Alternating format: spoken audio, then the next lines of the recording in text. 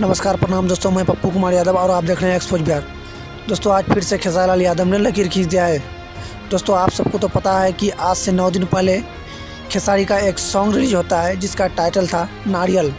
दोस्तों अभी तक वो गाना 1 नंबर पर ही ट्रेंड करता है दोस्तों, लेकिन आप सबको जानकर और भी बहुत ज़्यादा खुशी होगी कि खेसारी का जो महिमा मान छठ गीत है वो भी 9 नंबर पर ट्रेंड करता है। लेकिन इतना ही नहीं दोस्तों, खेसारी जी का बलकवा तू दे दा छठी माई छठ गीत जो है वो भी 10 नंबर पर ट्रेंड करता है।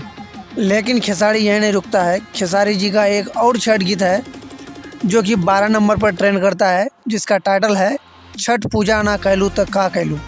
सो आप अंदाज़ा लगा सकते हैं कि सबसे ज़्यादा प्यार करते हैं अगर भोजपुरी इंडस्ट्री में तो वो है खेसारी लाल यादव। सो दोस्तों इसी तरह का खबर पाने के लिए मेरा चैनल को सब्सक्राइब कर लीजिएगा और साथ में बेल आइकन भी प्रेस कर लीजिएगा। वीडियो अच्छी लगी हो तो लाइक भी कर दीजिएगा। वीडियो को ज़्यादा से ज़्यादा शेयर करें। Thank you.